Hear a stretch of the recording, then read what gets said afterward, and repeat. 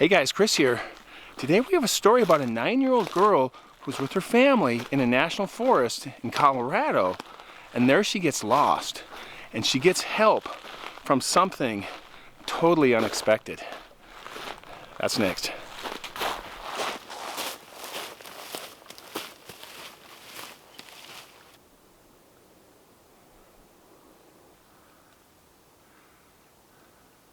Okay, you guys, I am in the Sierra Nevada. I'm in a pretty thick forest here, and I got this spot. It's really well shaded, and it's almost like a cover because this tree fell over, caught into another tree, and there's still branches on it, and I got like a shelter here. It's nice and cool in here.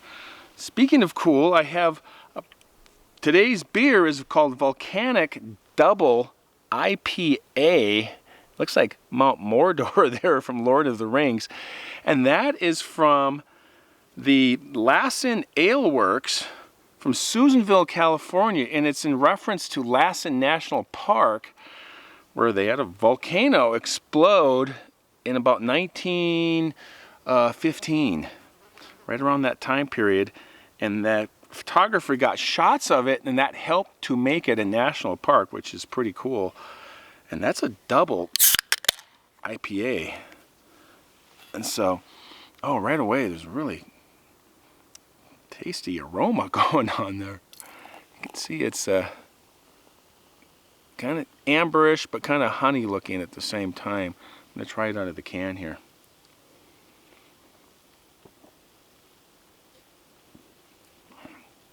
Wow, right away, it's a strong beer. Very malty. Got a nice finish to it. It's a little bitter, but then it kind of fades out quickly. And it's a strong beer. It's a 8.5 ABV, alcohol by volume. So there you go. Volcanic Double IPA. All right, cheers.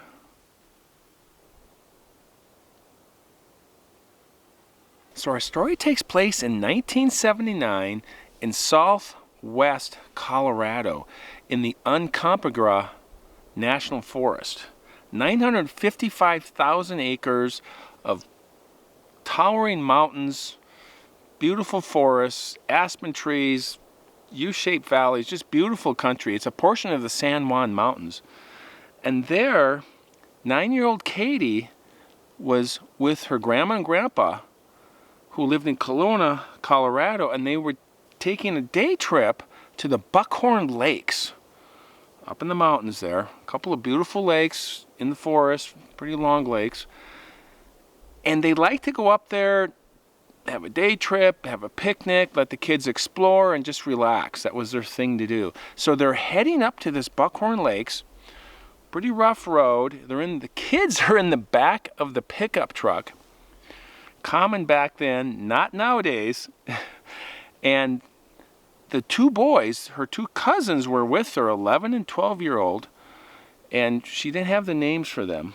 And they were teasing Katie, who considered herself a tomboy, about not climbing up on the wooden rails that were on the sides of the pickup truck. And they would climb up to the top of them, and while the truck's going through the forest, and they were teasing her about her not doing it.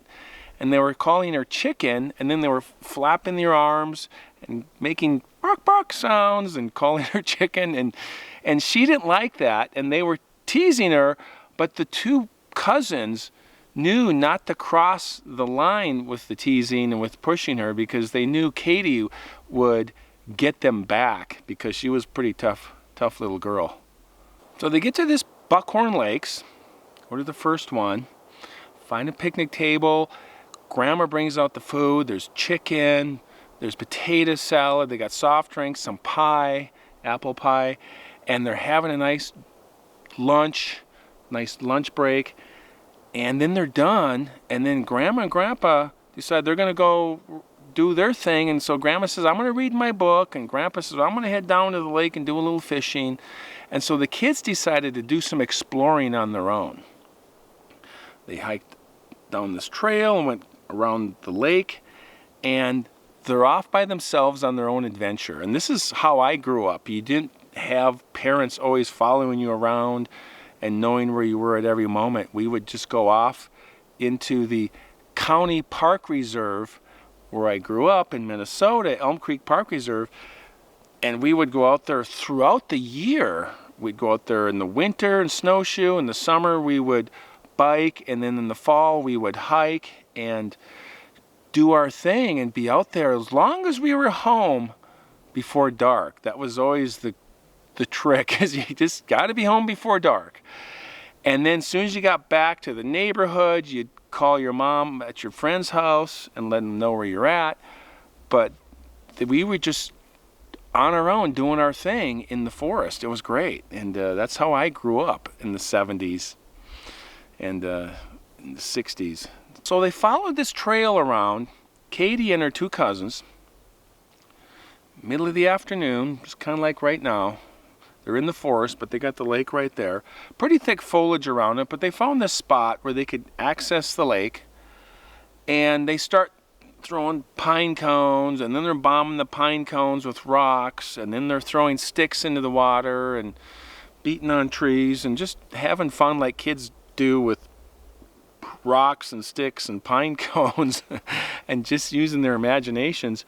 And then they found these larger logs, just, from a small tree or something, and they rolled their pants up to their knees and waded out, and then they would take these logs and then kind of send them out floating into the lake, and then they would come back and bomb them with rocks and throw pine cones at them and just pretending they're having a battle with this boat or something.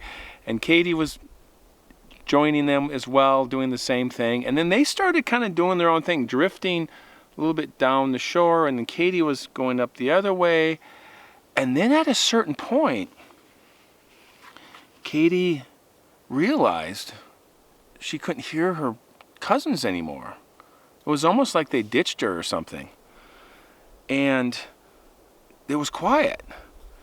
And she's standing there listening, she can't hear them anymore, so she goes back, she tries to find her shoes. She couldn't find her shoes. They were down the shoreline somewhere, because they all took their shoes off and they all just were playing for a couple of hours. And so she starts, okay, well, I'll just kind of get back, look for the trail. And she went over into the forest looking for the trail. She couldn't find the trail right away. So she starts turning, looking, she's half expecting the trail, and then she can't find the trail, so she turns around and goes back in the direction where she thinks the lake is. And she can't find the lake. And once you get turned around in a forest, just like I am, I'm not lost, but just everything starts looking the same after a while. You just lose track of where you are. There's no reference points or anything. And she was looking for the lake as a reference point. She couldn't find the lake. She's looking around and she can't find the lake. She can't find her cousins. She can't even find the trail. She realizes she's lost. She continues on. She's climbing over logs, going through thick foliage. At one point she gets scratched up by what she thought was some rose bushes. And then she just feels this emotion come over her, and she finds a log and she sits down on it and she starts crying. Not bawling super loud, just this quiet kind of crying, just kind of letting it out, this emotion. And in that moment, she remembered what her grandma said: whenever you're lost, just sit down and stay put and somebody will come and find you. Because if you keep trying to get out, you're going to get more lost. And so she didn't want to get more lost. There's lost and then there's more lost. And you don't want more lost. And she realized this is what she had to do. So she sat down in this log, took a deep breath, and she just kind of let it out. And then she looked around and she realized the forest just felt a little more intimidating by being by herself. She'd grown up coming to the forest and being out there with her cousins and her grandma and grandpa and her mom and dad. But this time, being all by herself and now lost, disconnected from the people that she loved, she felt this fear come over her. Not this great, horrible fear, but just this tension, like, oh my gosh, I'm by myself. And every little sound and every little thing just added to it. And so she goes under some ferns, and there's like a log under there, and she sits under there, and then she realizes there's ants crawling up her, and she's like, oh my gosh. She gets up and she brushes them off, and she's pretty stressed. And then she sees this aspen tree, good-sized aspen tree, a couple of branches breaking off, and then one went out like this. And being a tomboy, she was comfortable climbing trees. It was kind of her thing. And so she decided to climb up this aspen tree. And she went out in this branch, kind of had her legs hanging over, and she's just sitting up there. She thought it was higher than it was, but it's maybe 15 feet high. And she felt better by being up there. She could look around and she could see anything coming. So she's scanning the little area that she's in from the tree, and then she decides to start yelling for help. So she says, Grandma, Grandpa, I'm over here. Please help me. I'm lost. She does it again. Grandma and Grandpa, somebody, help. Third time, she realizes that she might be giving herself away if there's a mountain lion or a bear. And so she got quiet. She was like, oh, that's a bad idea. This is a really bad idea. So she's just sitting on this tree branch in the forest, and she can see the sun's getting lower. The shadows are getting longer in this late afternoon. And she gets a little stressed because her grandpa liked to watch the 5 o'clock news. And she thought, oh, maybe they're all just going to leave because he wants to go watch the news back in town at home. And so, kind of an unreasonable thought, but she thought, what if they all left me and now I'm going to be out here by myself overnight and for who knows how long? And she was starting to get thirsty and hungry, and she was really sad, and she started quietly crying again. Right then, she hears something coming through the forest, heading right for her. She hears this walking sound. And she wanted to yell, help, I'm over here, but then she stopped herself because she wasn't sure what was happening, what was out there. And so she's quiet, and she pulls her legs up onto the branch that she's on into the leaves so she can't be seen as easily. And then into the clearing walks this, what she thought was a bear. She assumed it was a bear. And this brown hairy animal walked just under the tree that she was in. And she could hear it breathing, and she could smell it, just this horrible, she said, almost like a rotten egg smell. And for whatever reason, she felt that this thing would not hurt her. I don't know where that came from, but she just had this feeling that this thing would not hurt her once she saw it. But it just had its back to her, and she still thought it was a bear. And this thing stood there for a moment, and it looked around, and then it walked into the middle of this clearing and got down on its haunches, kind of like this, right, with the knees up and the butt almost on the ground. And she's watching this thing, and she realizes this can't be a bear. It was covered in hair. It was brown, dark brown, but it had these big, wide shoulders, really muscular, this small head, and she could see these arms on it. And she thought, oh, maybe this is some kind of a strange bear or a different bear, or she's 9 years old. She has no idea what she's experiencing, so she's just thinking it's some kind of a weird bear. And she's just sitting up there watching this thing, and this thing has its back to her, and it's about 15, 18 feet over in the middle of this clearing. on its haunches like this, and it reaches down, and there's some rocks, and it grabs two pretty good sized rocks. This big, pretty good sized rocks. One in each hand, these big black massive hands, and it starts banging them together. Clack, clack, clack, really loud. It almost had a rhythm to it. Banging them together. Did this for about 15, 16 seconds, and then it would stop. So you could see its head move around like it's listening. And then it did it again, banging these rocks together. And she thought, oh my gosh, it's calling in its friends because it knows I'm here. So she was just terrified. She's up in this tree, she's lost, she's in the middle of the forest, and there's this strange bear with hands banging rocks, calling something in. She's freaked out. This creature continued banging these rocks together, and then it would pause and listen and continue to do that. Katie's up in this tree, just terrified for her life, and she hears off in the distance some sound, like something else is now coming through the forest towards her. She can hear the branches breaking and something else coming towards them. The scene continues, pounding the rocks. She's up there and she's listening again, and then she can hear some like yelling, like voices, almost human-like voices. Continues banging the rocks, she can hear that, and then now she can clearly hear it's her grandpa with her two cousins, and they're yelling her name. They're yelling for her. She wants to yell back and yell out, "Help, I'm over here," but she's too afraid because this bear Sasquatch is right there.